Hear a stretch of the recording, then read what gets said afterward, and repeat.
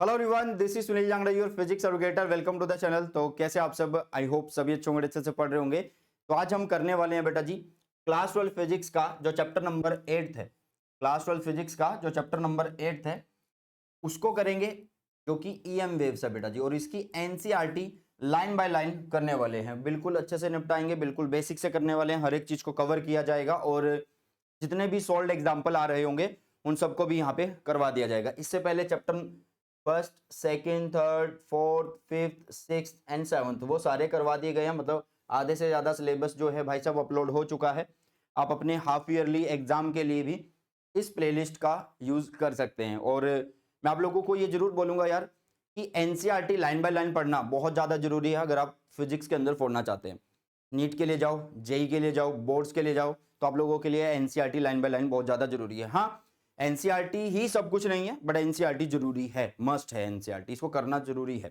Okay बेटा, तो अभी वन शॉट के अंदर निपटाएंगे ईएम वेव्स को, जिसको मैं शॉर्टकट में बोल रहा हूँ, मतलब इन शॉर्ट बोल रहा हूँ भाई। तो इलेक्ट्रोमैग्नेटिक वेव्स पूरा नाम है। तो ईएम वेव हम करते चलेंगे। ओके, तो वन शॉट में निपटाते हैं। और जो भी बच्चा board exam, CBSE board exam के लिए एक बेस्ट प्रीवियस ईयर की बुक ढूंढ रहा है, तो ये भाई साहब मेरी बुक है, शिवदास के साथ आती है, जिसमें 10 ईयर के आपको प्रीवियस ईयर क्वेश्चन मिलते हैं, चैप्टर वाइज मिलते हैं, सोल्ड मिलते हैं, और 70% एमसीक्यू इसी के अंदर आप लोगों को मिल जाने वाले हैं। लिंक डिस्क्रिप्शन बॉक्स में बेटा जी। और एक बेस्ट पीवाईक्यू बुक है, बेस्ट में इसलिए बोल रहा हूँ, न्यू पैटर्न पे बेस्ड है, 70% एमसीक्यू है, और जो नए क्वेश्चन हैं आपके केस बेस्ड हो गए, असर्शन रीजन हो गए, वो सारे इस बुक में आप लोगों को मिलते हैं। ठीक है, तो बुक का लिंक डिस्क्रिप्शन बॉक्स में। हाँ, बहुत सारे बच्चे कमेंट भी करते हैं कि सर अगर मैंने पहले कोई बुक खरीद लिया है तो क्या फिर मैं ये खरीदूं? भाई साहब, जब तुमने एक बार इन्वेस्ट कर दिया है तो बार बार इन्वेस्ट मत करो। हाँ, तुम्हारे पास कोई अगर बुक नहीं है और प्रीवियस ईयर की बुक खरीदना चाहते हो तो ये बेस्ट बुक रहने वाली है, इसमें कोई भी एरर नहीं है आप लोगों के लिए। ओके, चलिए। और इसके अलावा कोई भी अगर मुझसे पर्सनली कनेक्ट होकर पढ़ना चाहता है मेरी ऐप के ऊपर तो पढ़ सकता है। कोर्सेज आप लोगों को दिख रहे हैं, कंप्लीट फिजिक्स का बैच है बेटा जी, पूरे सिलेबस का। या फिर आप 1 to 7 चैप्टर का जो इलेक्ट्रिसिटी मैग्नेटिज्म का कोर्स है वो ले सकते हैं, कंप्लीट ऑप्टिक्स का कोर्स ले सकते हैं, या फिर मॉडर्न फिजिक्स का कोर्स ले सकते हैं, वो आप लोगों की मर्जी है। बट यूट्यूब पे वीडियोस आती रहेंगी, कंटेंट आता रहेगा जैसे पहले आता है। बट यहाँ पे अगर एक सिस्टमेटिक वे में पढ़ना चाहते हो तो आप ऐप पे जुड़ सकते हैं। ठीक है, चलिए तो बढ़ते हैं आगे की तरफ और स्टार्ट करते हैं आज के चैप्टर को बेटा जी। हमारा जो चैप्टर है वो है ईएम वेव, और इसका इंट्रो पढ़ते हैं। स्टार्टिंग में ये क्या बोलता है? स्टार्टिंग में बोलता है कि जो चैप्टर नंबर 4 है उसमें हमने सीख लिया है कि जो इलेक्ट्रिक करंट है वो क्या बनाता है यार, मैग्नेटिक फील्ड को बनाता है। चैप्टर नंबर 4 में हमने ये चीज पढ़ी थी। इसके अलावा हमने पढ़ा था कि दो करंट कैरिंग अगर वायर्स हैं तो वो एक दूसरे को क्या करती हैं भाई, फोर्स लगाती हैं, एक दूसरे के ऊपर फोर्स लगाती है। अगर करंट सेम डायरेक्शन में है तो अट्रैक्टिव फोर्स, अगर वो अपोजिट डायरेक्शन में है करंट, मतलब पैरेलल करंट्स ना होके वो एंटी पैरेलल करंट्स हो जाएं, तो वो रिपल्सिव फोर्स लगा रहे होते हैं।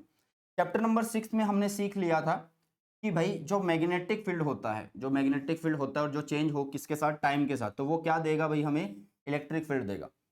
क्या देगा हमें? Electric field. सर ये कैसे? ये तो हमने पढ़ा नहीं था, उसमें तो हमने करंट देखा था, ईएमएफ देखा था, है ना? तो भाई ईएमएफ है, वी है इसका मतलब। ओके, और इसका मतलब वहां पे आई है, और आई है तो इसका मतलब क्या है कि करंट, इलेक्ट्रॉन मूव कर रहे हैं। इलेक्ट्रॉन मतलब चार्ज मूव कर रहा है, तो चार्ज कौन घुमा रहा है, इसका मतलब कौन मूव करवा रहा है, इलेक्ट्रिक फील्ड। तो चैप्टर 6 में ये चीज हमने पढ़ ली थी कि मैग्नेटिक फील्ड क्या बनाएगा, चेंजिंग मैग्नेटिक फील्ड क्या बनाएगा, इलेक्ट्रिक फील्ड बनाने वाला है। तो हम यहाँ पे ये देखेंगे, is the converse also true? क्या changing electric field magnetic field बनाएगा? हाँ जी, क्या changing electric field magnetic field बनाएगा? ये बात हम देखने वाले हैं। तो इस बात को सिद्ध करने के लिए कौन आए बेटा जी? इस बात को सिद्ध करने के लिए कौन आए? मैक्सवेल जी आए। ठीक है, उन्होंने बोला सिर्फ इलेक्ट्रिक करंट जो है क्या है, not only an electric current but also a time varying electric field generates magnetic field. उन्होंने बोला कि सिर्फ करंट ही नहीं, क्योंकि हमने तो ये पढ़ा ना कि किसी कंडक्टर में से अगर करंट जा रहा है तो उसके चारों ओर हम फील्ड देख लेते हैं, पता कर लेते हैं। तो इन्होंने बोला कि सिर्फ भाई साहब करंट ही नहीं, अगर टाइम चेंजिंग या टाइम वेरिंग जो है आपका इलेक्ट्रिक फील्ड है तो वो क्या बना के देगा आप लोगों को, वो जनरेट करके देगा, मैग्नेटिक फील्ड जनरेट करके देगा। तो इस चीज को इन्होंने कैसे समझाया? एम्पियर सर्किटल लॉ को यूज करके समझाया बेटा जी। ठीक है, इसके लिए इन्होंने क्या किया?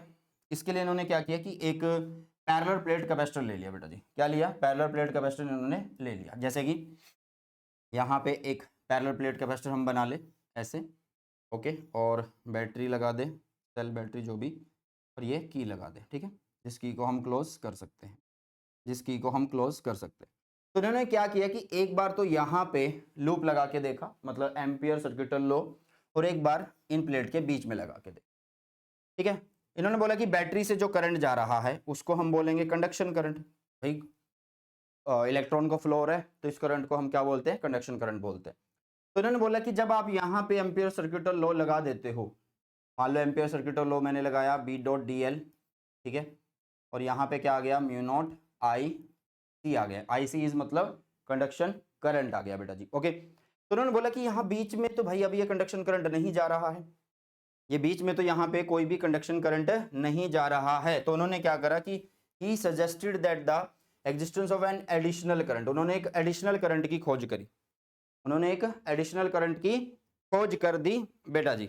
ओके, समझ में आई इतनी बातें, ठीक है। तो वो एडिशनल करंट जो है वो क्या था, वो था डिस्प्लेसमेंट करंट, वो था डिस्प्लेसमेंट करंट, मतलब आईडी बोलेंगे उसको हम, क्या बोलेंगे बेटा जी, उसको हम आईडी बोलने वाले हैं, उसको क्या बोलने वाले हैं बेटा, आईडी बोलने वाले हैं, डिस्प्लेसमेंट करंट बोलने वाले हैं।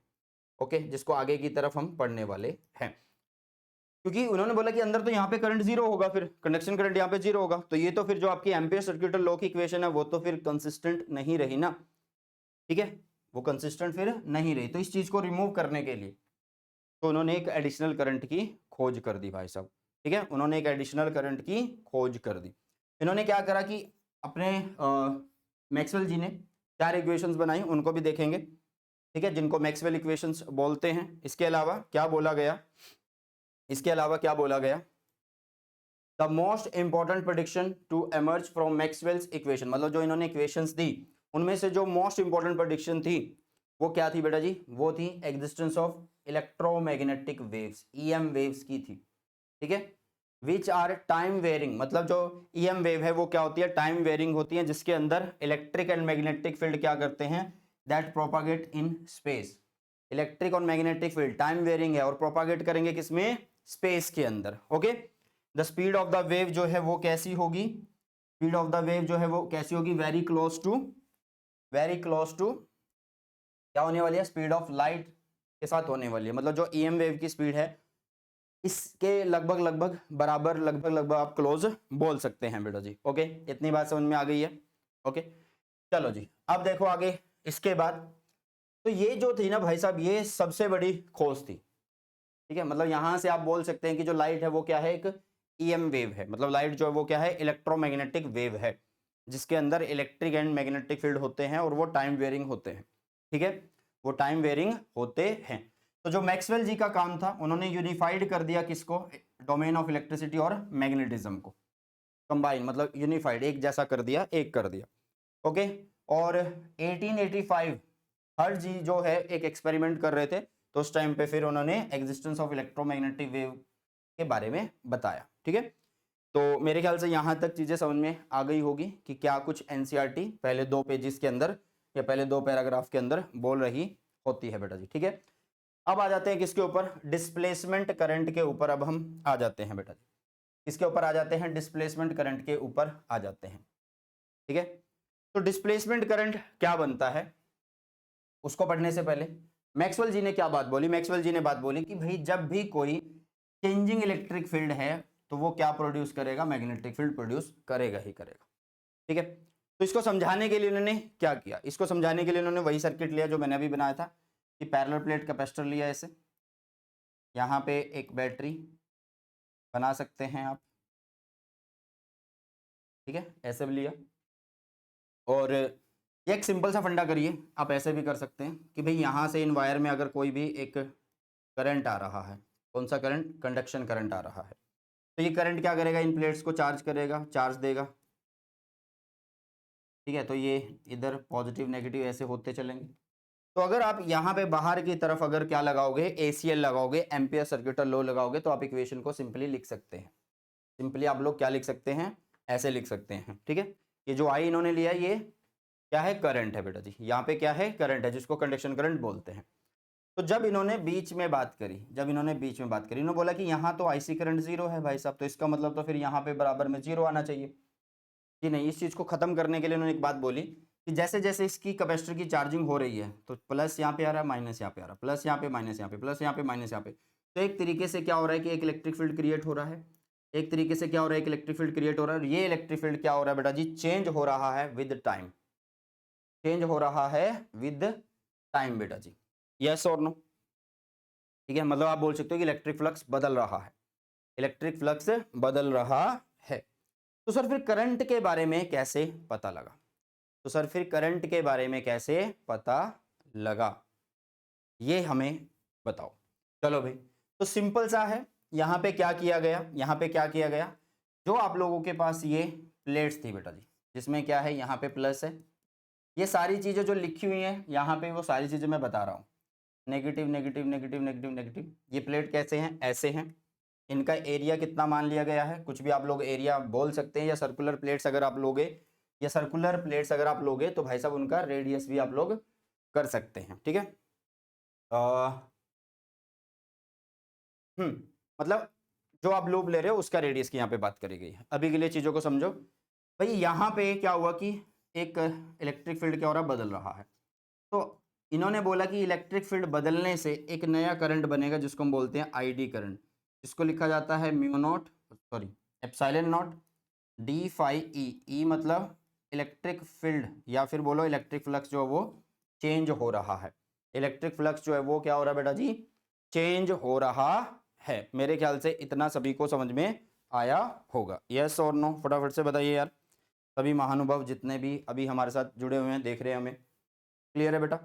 अब बात ये है कि भाई यहाँ पे मैग्नेटिक फील्ड कैसे बन रहा है, तो उसके लिए क्या करा गया भाई, इसके अंदर एक मैग्नेटिक नीडल को रखा गया, इसके अंदर क्या करा गया, एक मैग्नेटिक नीडल को रखा गया, कैपेसिटर की प्लेट्स के बीच में एक मैग्नेटिक नीडल को रखा गया, और वो मैग्नेटिक नीडल भाई साहब क्या हो गई, डिफ्लेक्ट हो गई। अरे मैग्नेटिक फील्ड मतलब मैग्नेटिक नीडल डिफ्लेक्ट हो रही है तो इसका मतलब कोई ना कोई मैग्नेटिक फील्ड है वहां पे। तो इतना तो पता लग गया कि मैग्नेटिक फील्ड बना है, बट वो क्यों बना है, क्योंकि भाई इलेक्ट्रिक फील्ड चेंज हुआ, उससे बना एक करंट आईडी, और इस करंट से मैग्नेटिक फील्ड यहाँ पे बनता है। समझ में आया। तो ये है डिस्प्लेसमेंट करंट का कॉन्सेप्ट बेटा जी, ये क्या है, डिस्प्लेसमेंट करंट का कॉन्सेप्ट है। ये सारी चीजें मैंने आप लोगों को बता दी हैं, ये सारी चीजें मैंने आप लोगों को बता दी है कि यहाँ पे जीरो होगा, यहाँ पे तब इनको करने की जरूरत नहीं है, ये सिर्फ और सिर्फ इसलिए हाईलाइट करी गई है, जब आपको ये नोट्स मिल रहे होंगे, पीडीएफ मिल रही होगी, तो आप डायरेक्ट सिर्फ इन पैराग्राफ को पढ़ेंगे। ओके, चलिए इसके अलावा हम और क्या क्या चीजें कर सकते हैं। इन्होंने एक बात बोल दी है कि मान लेते हैं कि इसकी प्लेट्स के ऊपर जो चार्ज है वो क्यू आ रहा है, क्योंकि कैपेसिटर में क्या होता है कि जो पॉजिटिव प्लेट पे चार्ज होगा वही कैपेसिटर का चार्ज होने वाला है। ठीक है, तो इन्होंने मान लिया कि जो टोटल चार्ज है वो कितना है, क्यू है, एरिया कितना है, ए है। ठीक है, तो अगर आप फ्लक्स लिखना चाहते हो तो फ्लक्स को कैसे लिखोगे, तो आप फ्लक्स को लिखोगे, इलेक्ट्रिक फ्लक्स को ई डॉट ए। ठीक है, अगर मैं डॉट को ओपन करूंगा तो ये बन जाएगा ई ए कोस थीटा। फील्ड इधर से इधर जा रहा है, ठीक है, फील्ड इधर से इधर जा रहा है, इनका एरिया वेक्टर भी इधर है प्लेट का। ओके, तो इसका मतलब यहाँ पे थीटा इज 0 डिग्री बोल सकते हैं, कोस 0 इज 1, है ना। तो यहाँ पे फाई की वैल्यू इज ई ए आ रही है, कितनी आ रही है बेटा जी, ई ए आ रही है, जो नेक्स्ट स्लाइड पे आप लोगों को दिख जाएगी, ये रही। ठीक है, ये सारा कुछ है, ये सारा कुछ है बेटा। इतनी बात समझ में आई या नहीं आई, फटाफट से बताइए, इतनी बात समझ में आई या नहीं आई। इलेक्ट्रिक फील्ड को किस तरीके से लिखा जाएगा प्लेट्स के बीच में, वो भी लिख देते हैं। इलेक्ट्रिक फील्ड को कैसे लिखा जाएगा प्लेट्स के बीच में, देखो यार हमने लिखा phi is equal to e into में ए। ई क्या होता है यार, हमने गॉस थ्योरम में पढ़ा था कि अगर आप लोगों के पास दो प्लेट है, पॉजिटिव नेगेटिव, तो यहाँ से यहाँ जो फील्ड बन रहा है उसकी वैल्यू क्या होगी, सिग्मा अपॉन में एप्सिलॉन नॉट होने वाली है। तो सिग्मा क्या होगा, क्यू बाय में ए होगा, है ना। तो यहाँ पे ई की वैल्यू कितनी बनी, सिग्मा अपॉन में ए एप्सिलॉन नॉट होगी। एक मिनट, सिग्मा नहीं, एक मिनट, ई की वैल्यू हो गई सिग्मा, सिग्मा कितना है, क्यू बाय में ए एप्सिलॉन नॉट।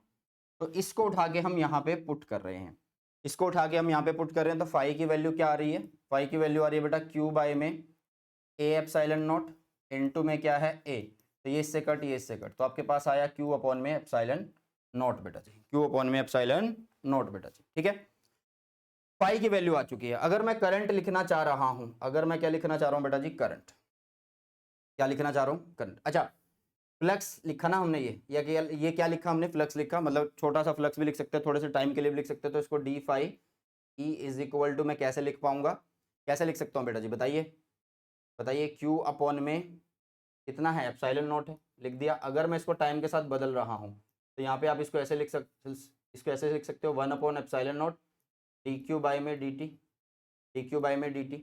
और भाई डी क्यू बाई में डी टी को तो हम क्या बोलते हैं, डी क्यू बाई में डी टी को तो हम करंट बोलते हैं, डी क्यू बाई में डी टी को हम करंट बोलते हैं, यस और no.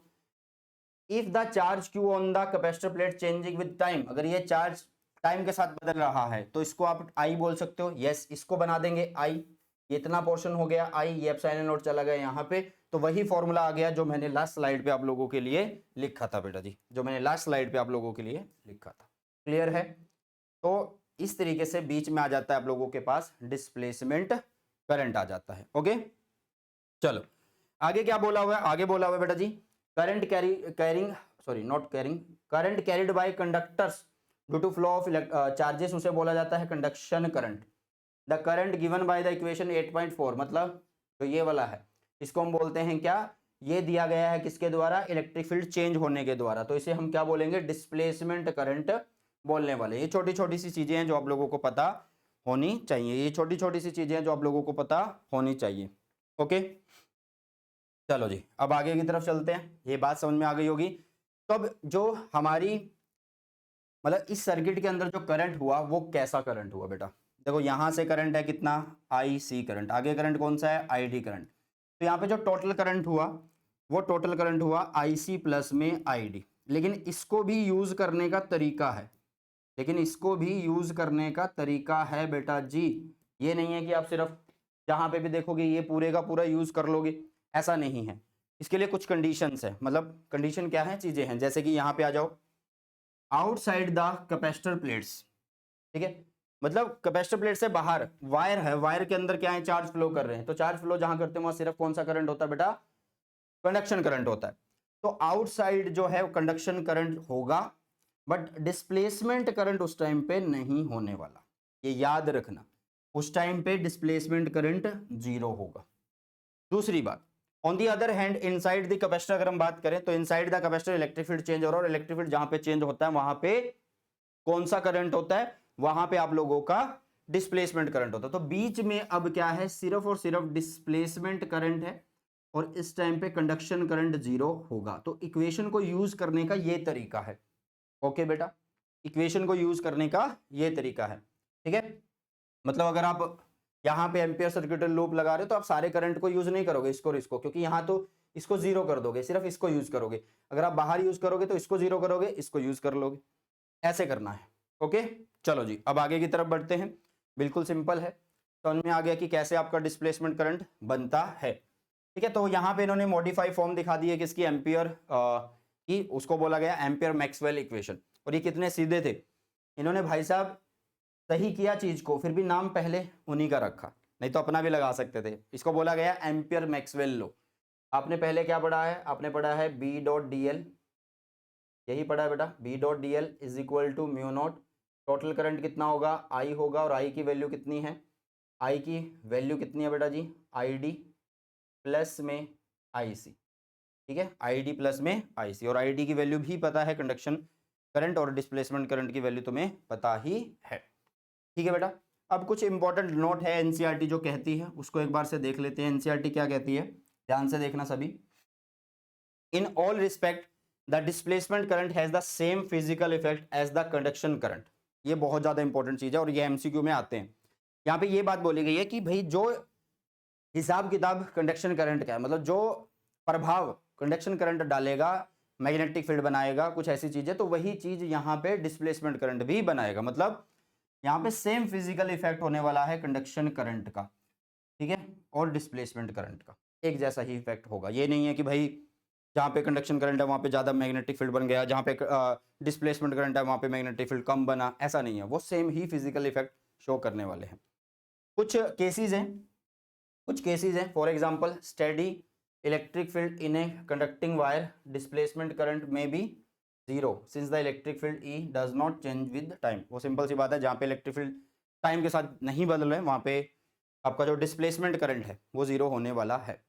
In other cases, for example charging capacitor, जैसे कि पिछले केस में दिखाया गया, both conduction current and displacement current में be present but in different region of space. ये बात ध्यान में रखना, मतलब हम जब कैपेसिटर की चार्जिंग कर रहे हैं तो दोनों चीज अवेलेबल है भाई, कंडक्शन करंट भी है और आईडी करंट भी है, कंडक्शन करंट भी है और आईडी करंट भी है, डिस्प्लेसमेंट करंट भी है, अवेलेबल है।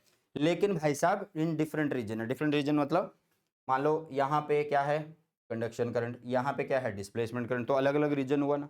लेकिन कुछ केसेस ऐसे हैं बेटा जी, in most of the cases they both may be present in the same region of space।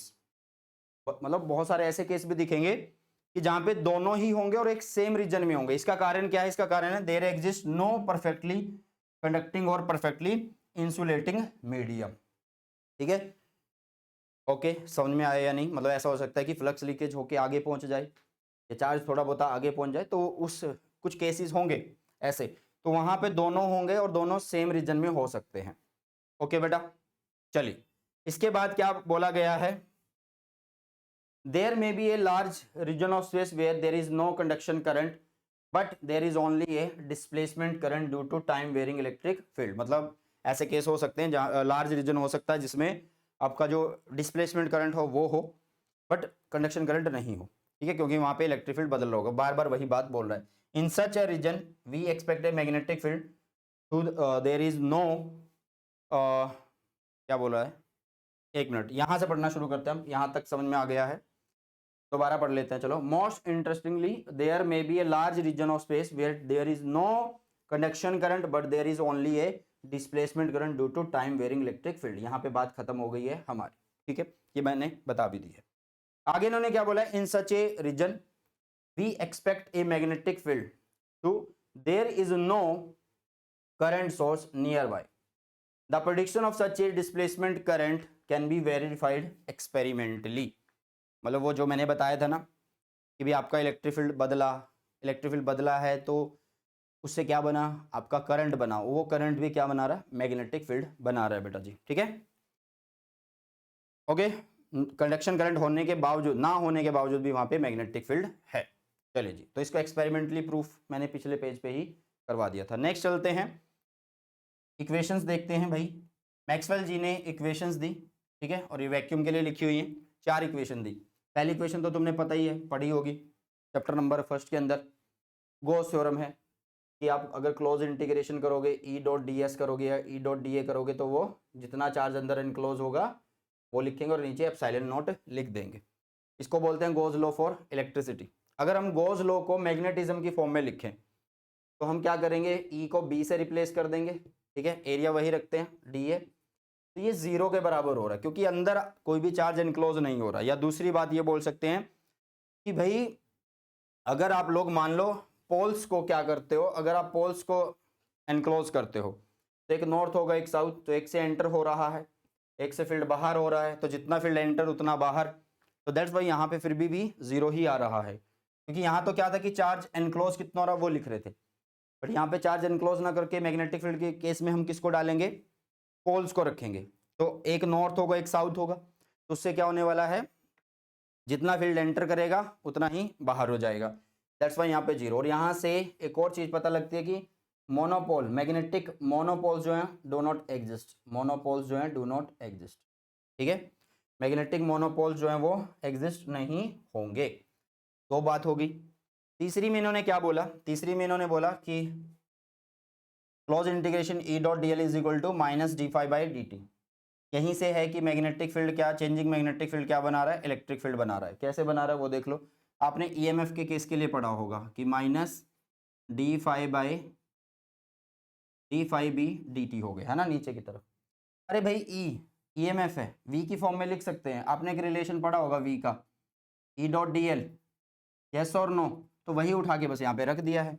तो इस तरीके से आप इसको भी लिख सकते हैं। चौथी अभी हम करके आए हैं, मॉडिफाई फॉर्म है ये एम्पियर्स की, जिसको बोलते हैं एम्पियर मैक्सवेल लॉ बेटा जी। ठीक है, एम्पियर मैक्सवेल लॉ इसको बोला जाता है। नेक्स्ट की तरफ चलते हैं। नेक्स्ट क्या कहता है ये हमारे पास? नेक्स्ट आता है हमारे पास ईएम वेव, है ना। हाँ, कि इलेक्ट्रोमैग्नेटिक वेव क्या होती है। सबसे पहले पढ़ेंगे इसका सोर्स, सोर्स क्या होता है, सोर्सेज ऑफ इलेक्ट्रोमैग्नेटिक वेव। यहां से क्वेश्चन जरूर बनता है, यहां से क्वेश्चन जरूर बनता है, तो इसको जरूर से एक बार से देख लेना सभी बच्चे, ठीक है। क्या बोला गया, हाउ इलेक्ट्रोमैग्नेटिक वेव प्रोड्यूस। भाई इलेक्ट्रोमैग्नेटिक वेव कैसे प्रोड्यूस होती है, देखो neither stationary charges nor charges in uniform motion can be source of electromagnetic wave. मतलब भाई जो चार्ज रेस्ट पे है, जो चार्ज यूनिफॉर्म मोशन में है, वो कभी भी ईएम वेव का सोर्स नहीं हो सकता।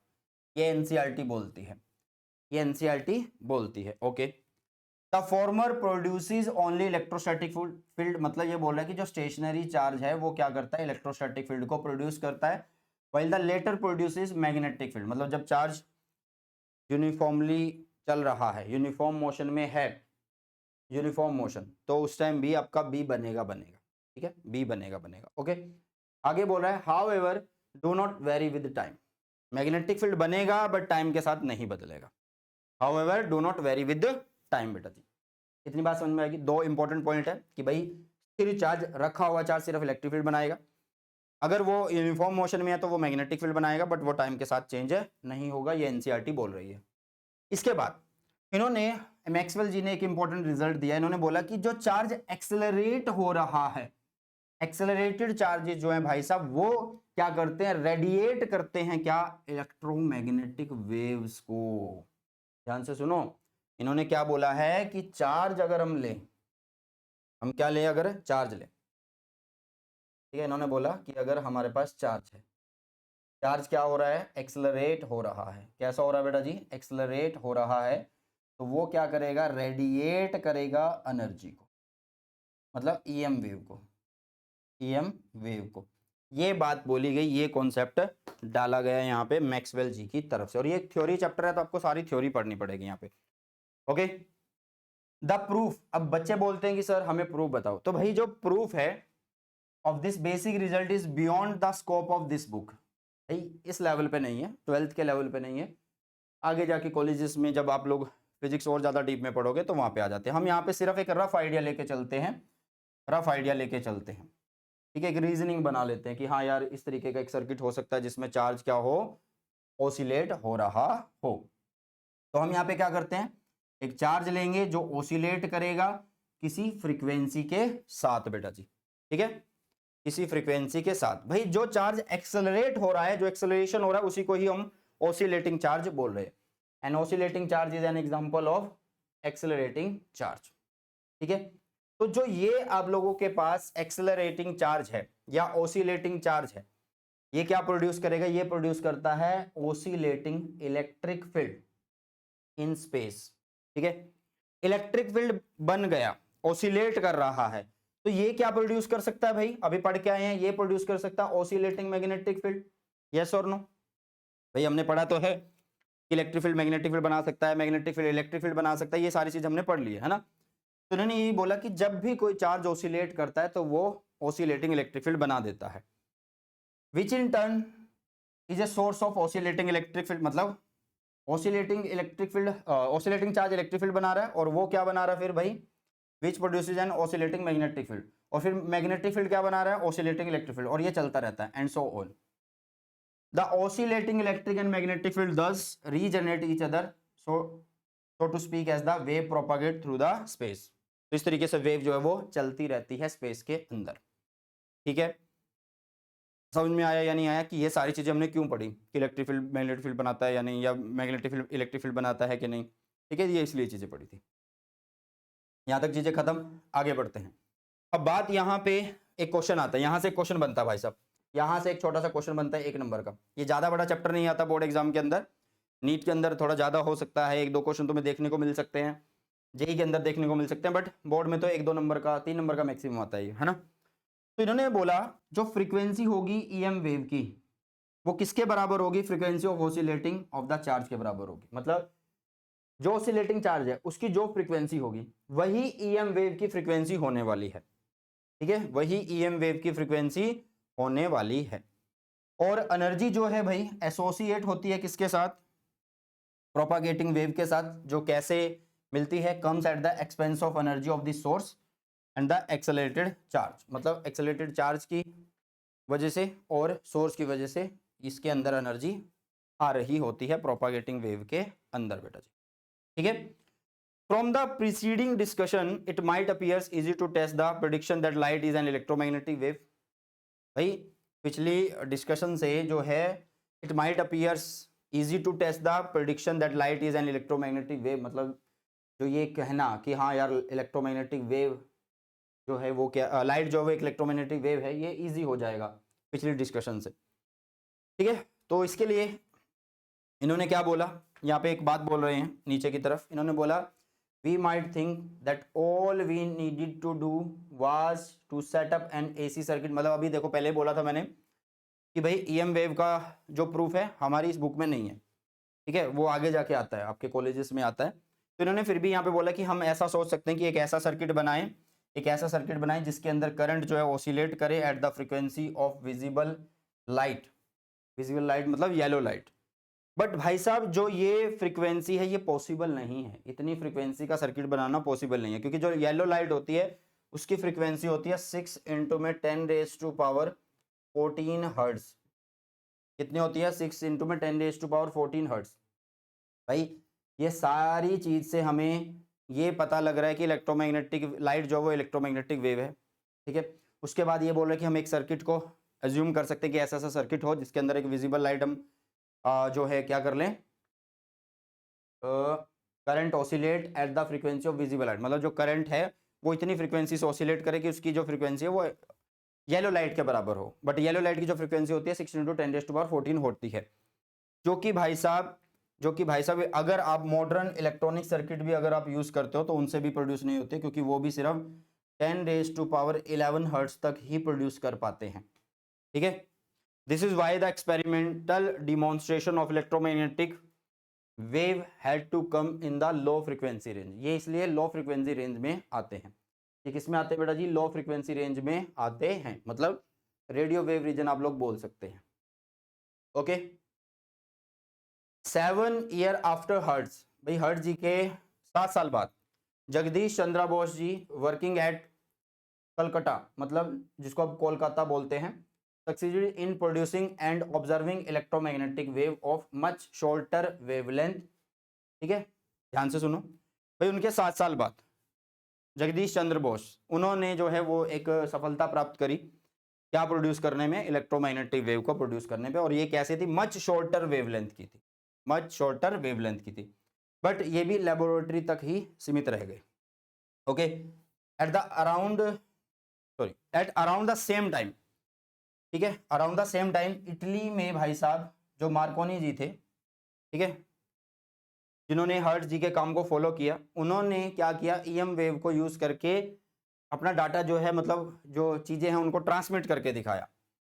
Succeeded in transmitting electromagnetic wave over distance of many kilometre, बहुत सारे किलोमीटर तक इन्होंने डाटा को ट्रांसमिट करके दिखाया।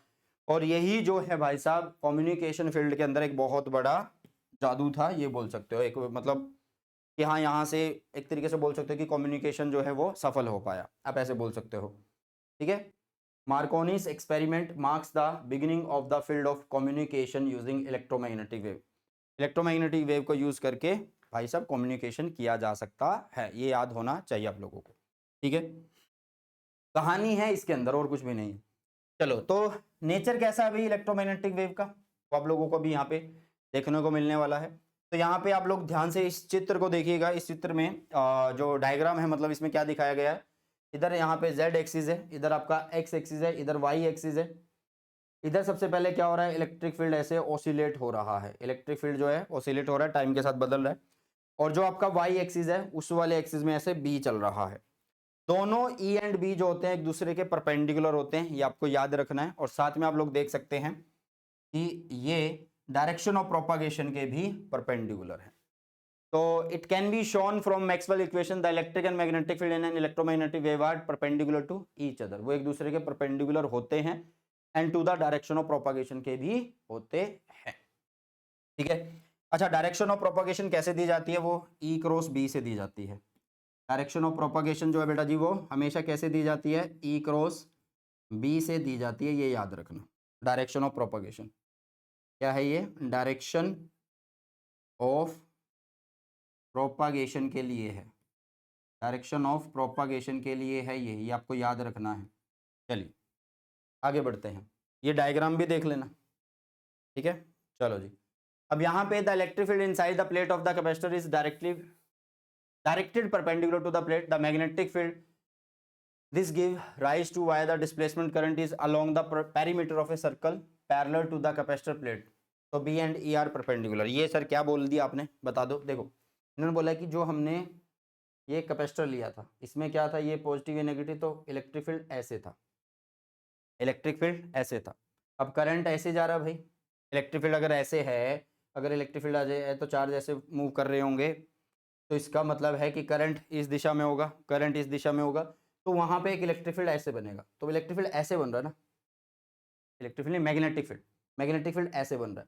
तो ये देखो क्या कह रहा है, मैग्नेटिक फील्ड ऐसे है, मैग्नेटिक फील्ड ऐसे है, इलेक्ट्रिक फील्ड आपका ऐसे है, तो इसलिए ये दोनों क्या है, परपेंडिकुलर होते हैं। इसलिए ये दोनों क्या होते हैं, परपेंडिकुलर होते हैं। ये पिछले ही हमारे एक्सपेरिमेंट को उठा रहा है, ठीक है। तो फिगर 8.3 जो है वो शो कर रही है किसका, प्लेन इलेक्ट्रोमैग्नेटिक वेव प्रोपागेट कर रही है किसमें, जेड डायरेक्शन में। आप लोग देख सकते हैं कि यहाँ पे आप लोगों के पास एक प्लेन ईएम वेव है जो कि जेड डायरेक्शन में जा रही है। आप किसी भी डायरेक्शन में भेज सकते हैं, दिखा सकते हैं डायग्राम को, एक्स में, वाई में और जेड में, किसी में भी, कोई रट्टाफिकेशन नहीं है बेटा जी। ओके, आगे क्या बोल रहा है, आगे बोल रहा है कि जो इलेक्ट्रिक फील्ड है वो किस एक्सिस में है, एक्स एक्सिस में है, तो उसको हम ई एक्स लिख सकते हैं, और वो साइनसॉइडली चेंज हो रहा है, ठीक है, टाइम के साथ। और जो मैग्नेटिक फील्ड है वो बी वाई है जो कि वाई एक्सिस के अलोंग है, और वो भी साइनसॉइडली चेंज हो रहा है, ठीक है, वो भी साइनसॉइडली क्या हो रहा है, चेंज हो रहा है। The electric and magnetic field E X and B Y जो है वो परपेंडिकुलर है each other and to the direction of Z. ये बात भी मैंने आप लोगों को बता दी है। इनकी इक्वेशन है बेटा जो आपको क्लास 11 से पता लगती है, क्लास 11 में जो वेव का चैप्टर होता है वहां से पता लगती है। तो वो इक्वेशंस कैसे लिखी जाती है मैं आपको बता देता हूँ एक बार। अगर मुझे इलेक्ट्रिक फील्ड की इक्वेशन लिखनी है तो आप लिखोगे ई नॉट, साइनसॉइडली वो चेंज हो रही है, ई नॉट जो उसकी पीक वैल्यू मैक्सिमम वैल्यू है इलेक्ट्रिक फील्ड की, यहाँ पे लिखेंगे के, क्या लिखेंगे बेटा जी, के। अब देखो यहाँ पे ना जेड लिखा हुआ है, ये जेड क्यों लिखा है, क्योंकि हमारी जो वेव है वो in the direction of Z जा रही है। अगर एक्स जब में जा रही होती तो एक्स लिख लेते, वाई में जा रही होती तो वाई लिख लेते, ठीक है। तो यहाँ पे आ गया क्या, के जेड माइनस ओमेगा टी बेटा जी, क्लियर है। ये मैं पॉजिटिव एक्स एक्सिस के लिए लिख रहा हूँ, अगर आप इसको नेगेटिव के लिए लिखना चाहते हो तो ये बीच में पॉजिटिव आ जाता।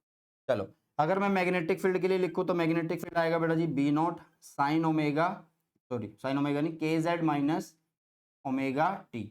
अब ये इक्वेशन जो है आपकी क्लास 11 से आपको पता लगती है, इससे पता लगती है, क्लास 11 का जो वेव चैप्टर है वहां से पता लगती है। तो हमें अब प्रूफ नहीं करना है, सिर्फ आपको पता होना चाहिए कि ये वेव की इक्वेशन होती है, क्योंकि इन्हीं पे आपके न्यूमेरिकल्स भी आने वाले हैं।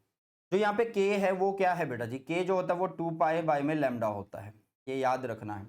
आप इसको वेव नंबर भी बोल सकते हैं, क्या बोल सकते हैं, वेव नंबर भी बोल सकते हैं, कितनी वेवलेंथ में कितनी वेव आ रही हैं, है ना, ठीक है। तो ओमेगा क्या है, ओमेगा जो एक एंगुलर फ्रीक्वेंसी है, और के का अगर मैग्नीट्यूड बोले तो वो वेव वेक्टर कहलाता है, क्या कहलाता है, वेव वेक्टर कहलाता है। और इसकी जो डायरेक्शन है, and its direction describe the direction of propagation of wave, मतलब जो के है उसी से हमें पता लग जाता है कि वेव किस दिशा में जा रही है, ठीक है, समझ में आया। जो स्पीड होती है बेटा जी वेव की, जो स्पीड होती है वेव की, उसको हम ओमेगा बाय के से भी लिख सकते हैं, किससे लिख सकते हैं, ओमेगा बाय के से भी लिख सकते हैं, ओमेगा बाय के से भी लिख सकते हैं। और हमें पता है कि सी जो होता है वो 1 में under root epsilon naught, sorry mu naught epsilon naught होता है, क्योंकि ईएम वेव को चलने के लिए किसी भी मीडियम की रिक्वायरमेंट नहीं होती। सर मीडियम अगर आ जाए फिर क्या होगा, फिर भी क्या दिक्कत है, फिर भी चलेगी, फिर भी चलेगी, फिर फॉर्मूला थोड़ा सा बदल जाएगा, वो आगे बताऊंगा तुम्हें, ठीक है। यहाँ पे सी की वैल्यू हमने लिख दी है। अगर मैं इसको क्रॉस मल्टीप्लाई करूं तो ओमेगा की वैल्यू क्या सी की हो जाएगी, यस और नो। आप इसको सी की जगह वी भी लिख सकते हो, तो केंद्रीय विद्यालय बोल सकते हो, ठीक है, क्या बोल सकते हो, केंद्रीय विद्यालय बोल सकते हो। चलो अब ओमेगा जो होता है वो क्या होता है बेटा जी, ओमेगा होता है 2 पाई फ्रीक्वेंसी, ठीक है। फ्रीक्वेंसी क्या होता है, सी बाय में लैम्डा, तो 2 पाई सी बाय में लैम्डा, आप इसको बोलो यहाँ पे ओमेगा हो गया। तो ये जो 2 पाई लैम्डा है ये कौन है हमारे पास, के ही तो है, ये जो 2 पाई लैम्डा बाय के है ये कौन है? के ही तो है हमारे पास, देखो ना भाई साहब, ये देखो 2 पाई बाय लैम्डा इज के, 2 पाई बाय लैम्डा इज के होता है। तो ओमेगा को जो है हम के सी भी लिख सकते हैं या के वी लिख सकते हैं, वो कोई दिक्कत वाली बात नहीं है। ओके, समझ में आया? चलो, तो इसके अलावा क्या होता है कि सी का एक रिलेशन होता है बेटा जी इलेक्ट्रिक फील्ड और मैग्नेटिक फील्ड के लिए। अगर आप मैक्सिमम वैल्यू को लिखना चाहते हो तो आप उसको लिखोगे ई नॉट बाय बी नॉट से, कोई प्रूफ नहीं करना हमें, ठीक है। आप इसको सिंपली ई बाय बी से भी लिख सकते हो, बट यहाँ पे मैक्सिमम वैल्यू की बात करी गई है, मैग्नीट्यूड की बात करिए, magnitude of the electric and magnetic field in EM wave जो है वो इस तरीके से भी रिलेटेड होते हैं। क्लियर है बेटा? क्या इतनी चीजें सभी को समझ में आ रही हैं? अगर किसी को लग रहा है कि नहीं तो भाई कमेंट सेक्शन में जरूर से बता देना, आपका जो है डाउट है सॉल्व कर दिया जाएगा। ओके, चलो, तो के हमने बता दिया कि 2 पाई बाय लैम्डा है। ओके, तो यहां से आप लैम्डा भी निकाल सकते हो जो कि क्या बनेगा 2 पाई बाय के बनने वाला है, 2 पाई बाय के बनने वाला है। ओके, और तो कुछ ऐसा नहीं है। चलो भाई आगे की तरफ चलते हैं, बढ़ते हैं। नेक्स्ट आ जाए, कुछ फीचर्स हैं, सम फीचर ऑफ इलेक्ट्रोमैग्नेटिक वेव्स, कुछ फीचर्स हैं भाई, उनको पढ़ लेते हैं। क्या है वो फीचर्स?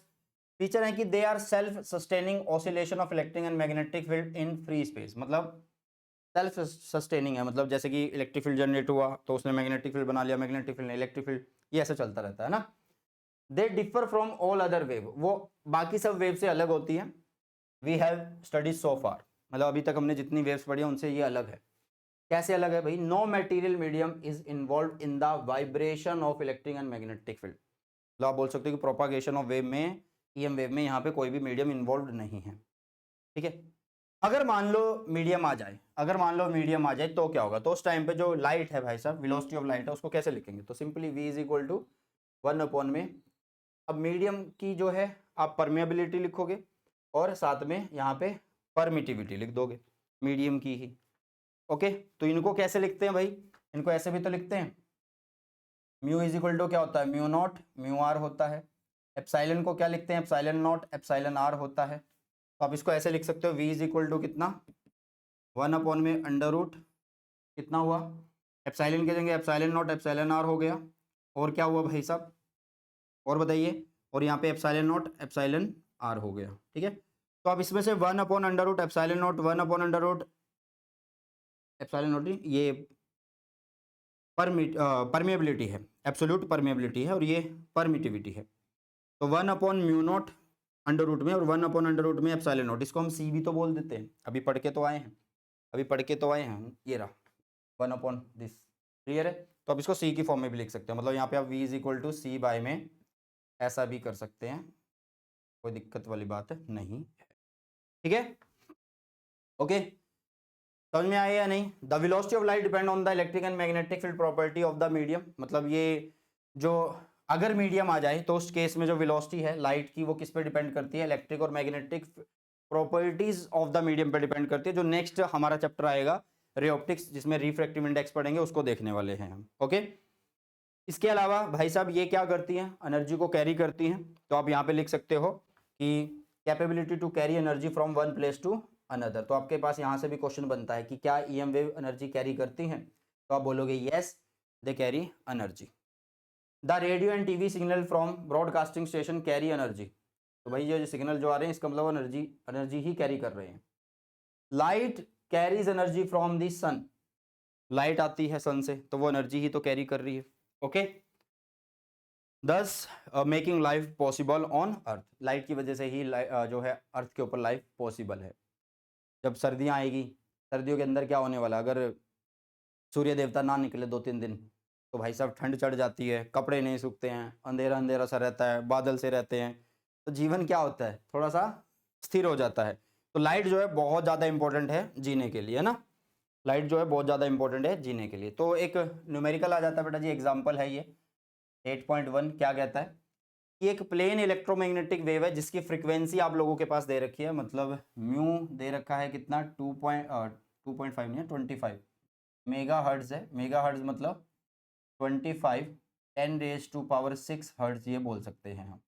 कितना बोल सकते हैं? 25 × 10⁻⁶ हर्ट्ज बोल सकते हैं।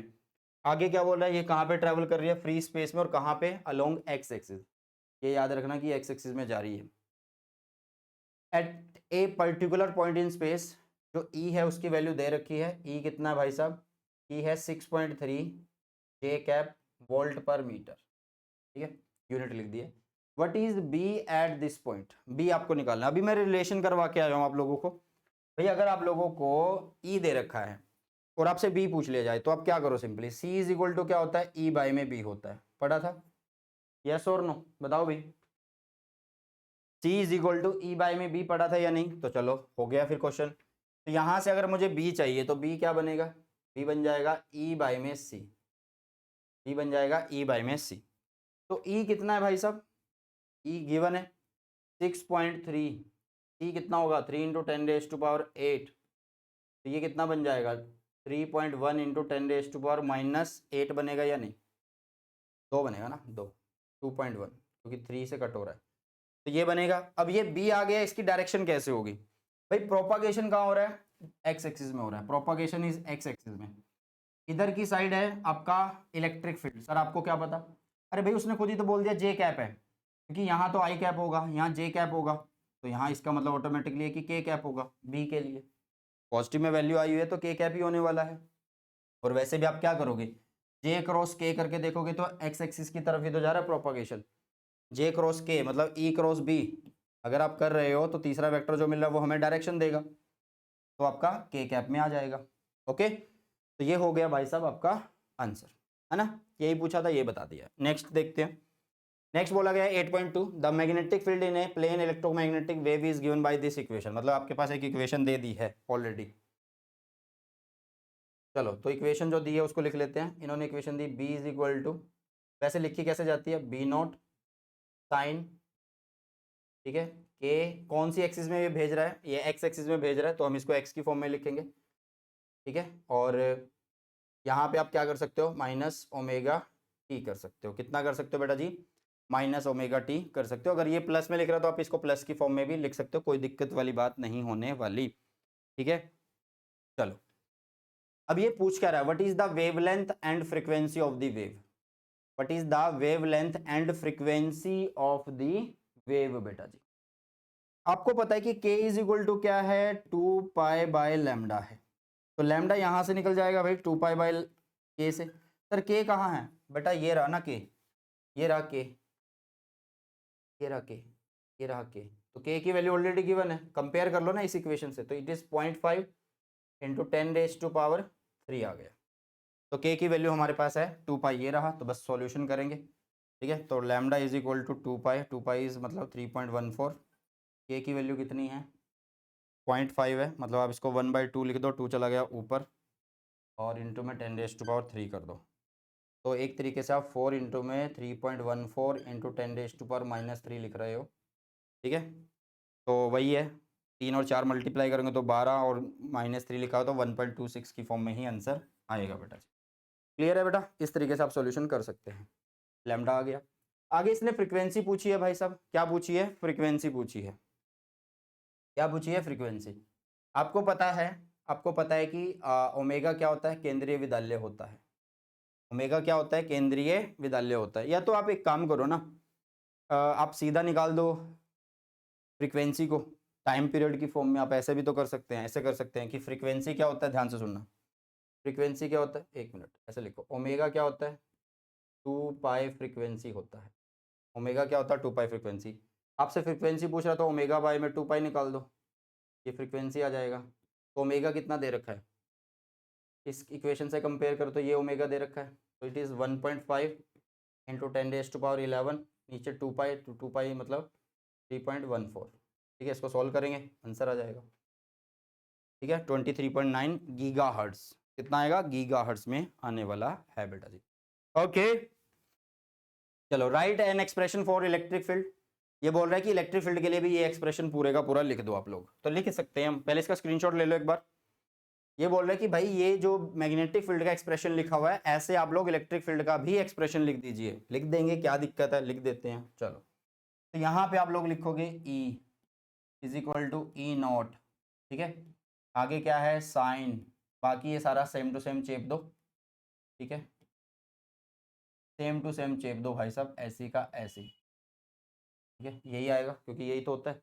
बट यहाँ पे ये नहीं लिखा आपने, तो ये निकालना पड़ेगा। ये कैसे निकालेंगे भाई, C इज इक्वल टू क्या होता है, ई नॉट बाय में बी नॉट होता है। तो यहाँ पे अगर मुझे ई नॉट निकालना है तो C इंटू में बी नॉट कर दूंगा। बी नॉट कौन है, बी नॉट भाई साहब ये रहा, इक्वेशन से कंपेयर करके देखो, ठीक है। तो बी नॉट ये रहा, साथ में C मल्टीप्लाई किया तो ये आ गया हमारे पास वैल्यू, सिर्फ इसको यहाँ पे रख देंगे। तो इस तरीके से आपका सेकंड क्वेश्चन जो है वो हो गया है। चलिए आगे की तरफ बढ़ते हैं। नेक्स्ट है बेटा जी इलेक्ट्रोमैग्नेटिक स्पेक्ट्रम, बहुत ज़्यादा आसान है। हमने जितनी भी अभी तक बात करी है वो ईएम वेव की बात करी है। ईएम वेव इज व्हाट भाई साहब, ईएम वेव में बहुत सारी वेव्स हैं, ठीक है, ईएम वेव में बहुत सारी वेव्स हैं, ठीक है। चलो जी 7 वेव्स हैं, उनके बारे में अभी हम देखने वाले हैं। रेडियो वेव्स है, एक्स रेज है, माइक्रोवेव्स है और बहुत सारी यूवी रेज हैं। तो वन बाय वन हर एक को देखने वाले हैं। सबसे पहले स्पेक्ट्रम को देख लेते हैं कि क्या होता है spectrum. At that time Maxwell predicted the existence of electromagnetic wave, जब मतलब उन्होंने बताया कि हाँ यार इलेक्ट्रोमैग्नेटिक वेव होती है। The only familiar electromagnetic wave उस टाइम पे कौन सी थी, विजिबल लाइट थी बेटा जी। मतलब जब इसकी खोज हुई ईएम वेव की तो उस टाइम पे जो ईएम वेव थी वो विजिबल लाइट थी। The existence of ultraviolet and infrared wave was barely established, बहुत कठिनाई से इसको मतलब बनाया गया। By the end of the 19th century X ray and gamma ray जो है वो भी डिस्कवर हो गई थी। मतलब स्टार्टिंग में कौन सी रहती, विजिबल रहती, उसके बाद बहुत सारे एक्सपेरिमेंट हुए और जो है मुश्किल से किसको बनाया गया भाई, अल्ट्रावायलेट को बनाया गया और इंफ्रारेड वेव्स को बनाया गया। और फिर जब क्या हो रहा था, by the end of the 19th century तो एक्सरे और गामा रेज भी आ गई थी। तो कितनी बन गई भाई यहाँ तक, ऐसे करते करते हमारे पास बहुत सारी आ गई थी, ठीक है। We now know that electromagnetic wave include visible, X ray, gamma ray, radio wave, microwave, ultraviolet and infrared. कितनी हो गई बेटा, 1 2 3 4 5 6 7 हो गई। मतलब आज के ज़माने में हम 7 ईएम वेव को जानते हैं। आज के ज़माने में हम 7 ईएम वेव को जानते हैं। अब इन्हीं ईएम वेव का जो क्वालिफिकेशन है उनकी फ्रीक्वेंसी के आधार पे या वेवलेंथ के आधार पे बनाना, उसी को ही बोला जाता है स्पेक्ट्रम। उसी को ही बोला जाता है क्या बेटा जी, स्पेक्ट्रम। बट एक चीज़ का ध्यान रखना कि जो ये हमने वेव्स बोली हैं, गामा रेज आती है, फिर विजिबल आती है या कोई भी अल्ट्रावायलेट आती है, उनके बीच में कुछ शार्प डिवीजन नहीं है।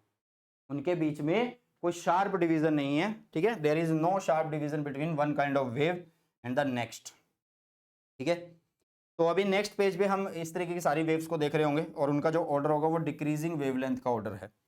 वेवलेंथ और फ्रीक्वेंसी में इन्वर्स का रिलेशन होता है। अगर डिक्रीजिंग वेवलेंथ है तो इंक्रीजिंग फ्रीक्वेंसी आप लोग बोल सकते हो। तो ये है, अगर आपको ये क्लियर ना दिख रहा हो तो आप अपनी बुक ओपन कर सकते हैं और उसमें से देख सकते हैं, ठीक है। तो इस साइड है बेटा जी फ्रीक्वेंसी, ठीक है। नीचे से ये एक तरीके से शुरू हो रही है, 10⁻0 से शुरू हो रही है, 1 से शुरू हो रही है, नॉट 0 से, 1 से शुरू हो रही है, फिर 2 3 4 ऐसे चलता जा रहा है। और इधर वेवलेंथ दे रखी है, ठीक है, इधर वेवलेंथ दे रखी है। और इधर ये जो लाइट पड़ आ रही है, मतलब जो लाइट है जैसे कि मान लो विजिबल रहे हैं, उसके अलग अलग बता रखा है कि कौन से रीजन में ये लाई कर रही होंगी। विजिबल लाइट की जो वेवलेंथ है, मान लो ये कितने हैं, 400 नैनोमीटर से 700 नैनोमीटर। तो इसके अंदर अलग अलग कलर हैं जिनके ऊपर बहुत बार पूछा जाता है कि ये कौन सा कलर है, कौन से रीजन में लाई करती है, वॉयलेट में, ब्लू में, ग्रीन में, येलो में, ऑरेंज में, रेड में। तो बस ये तो चीज़ें आपको याद रखनी पड़ेंगी। तो ये है गामा रेज, ये है एक्सरे, ये है ultraviolet, visible, infrared, microwave, radio wave, ठीक है। रेडियो वेव के अलग अलग parts, long radio wave, short, और ठीक है, मतलब फ्रीक्वेंसी के हिसाब से। तो ऐसे आपके पास 7 वेव्स हैं। एक बार से ये डायग्राम आपको देखना पड़ेगा। हाँ ये याद रख लेना कि विजिबल लाइट के लिए ये वेवलेंथ होती है और इसके अंदर ये रीजन होते हैं कलर्स के, ठीक है। चलिए आगे बढ़ते हैं। नेक्स्ट आ जाता है भाई इन सबके यूजेज, हम देखेंगे कि क्या होती है रेडियो वेव, कैसे बनती है, कैसे इसका यूज किया जाता है।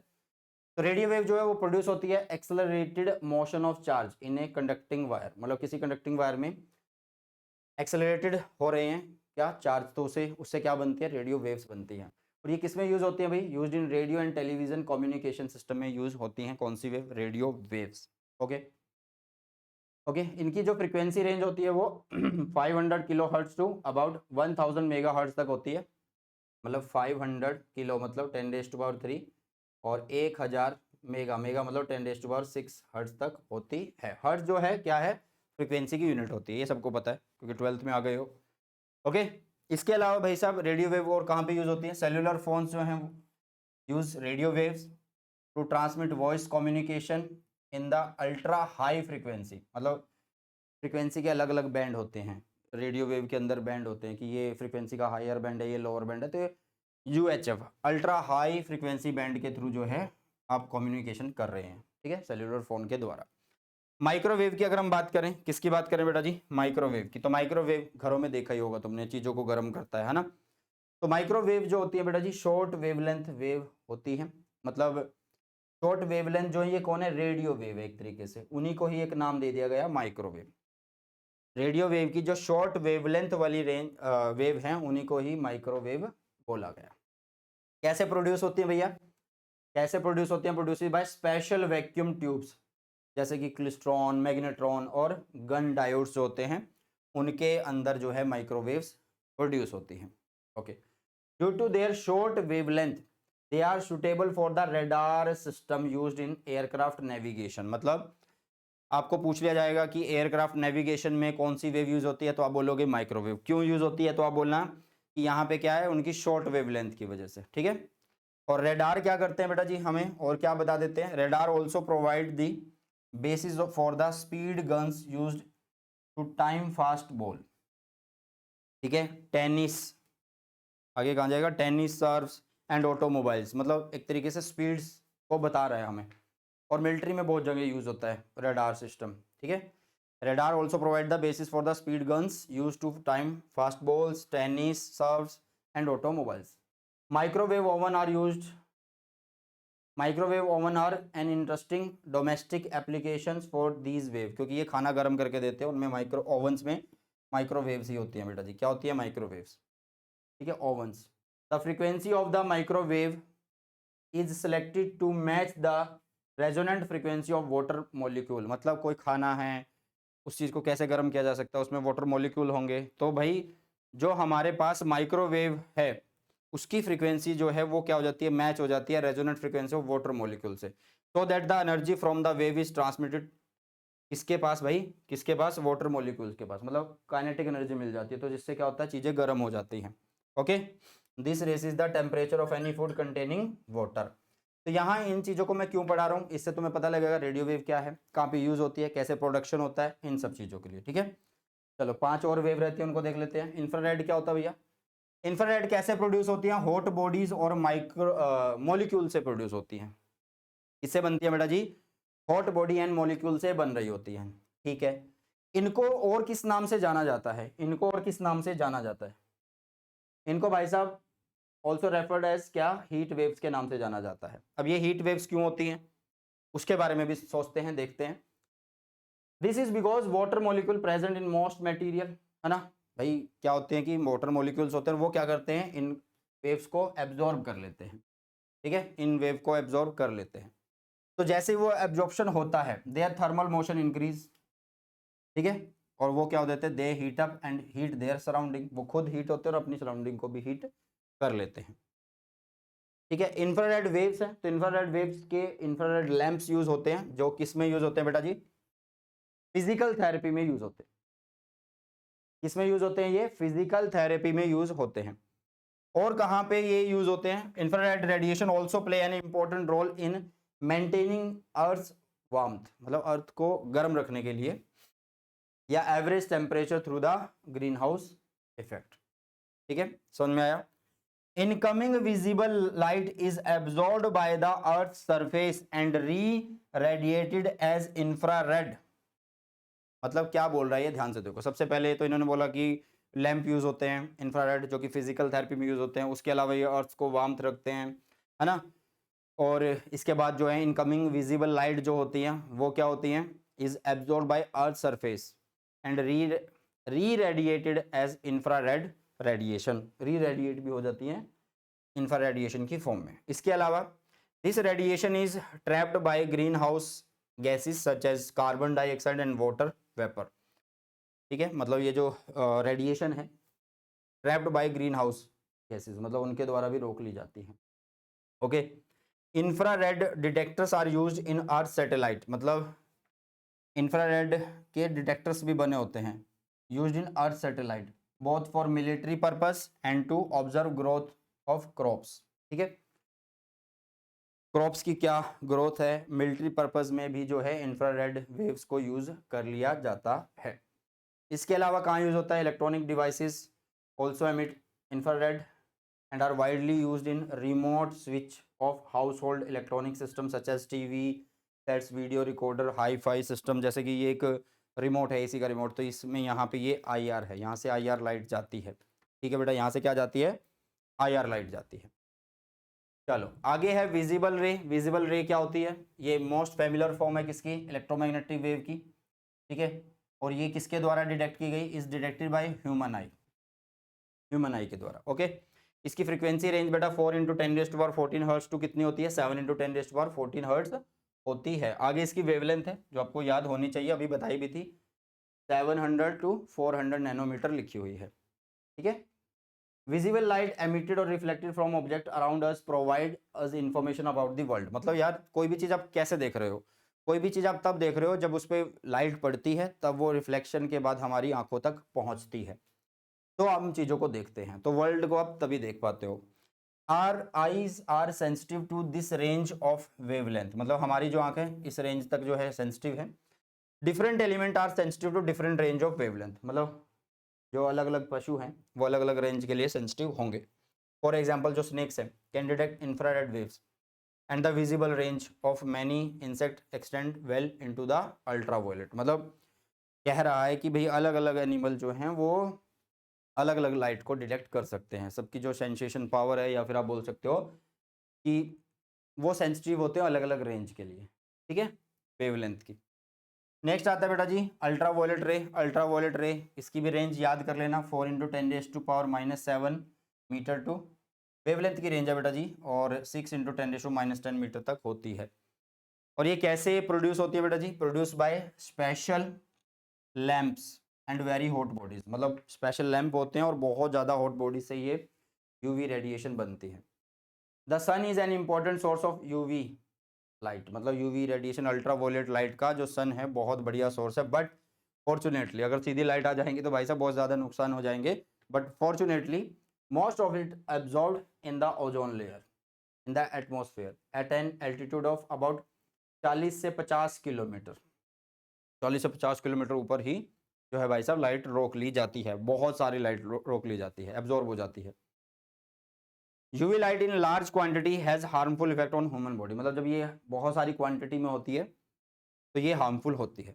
Exposure to UV radiation induce the production of more melanin causing tanning of skin, मतलब अगर आप बहुत ज़्यादा यूवी रेडिएशन के एक्सपोजर में आ जाते हो तो टैनिंग होती है, स्किन टैनिंग हो सकती है। ओके, इसके अलावा बेटा जी UV radiation is absorb by ordinary glass, जो ग्लास होते हैं उनके द्वारा एब्जॉर्ब कर ली जाती है, तो one can not gate tend और सनबर्न थ्रू ग्लास विंडो। मतलब अगर ग्लास विंडो है, मतलब अगर यहाँ इस कमरे में अगर यूवी रेडिएशन आए, अल्ट्रावायलेट रेडिएशन आए और ग्लास विंडो लगी हुई है, तो उससे क्या होगा, सनबर्न या फिर टैनिंग नहीं होगी। ठीक है, ये चीज़ आपको पता होनी चाहिए कि कैसे बचा जा सकता है टैनिंग से। नेक्स्ट वेल्डर होते हैं।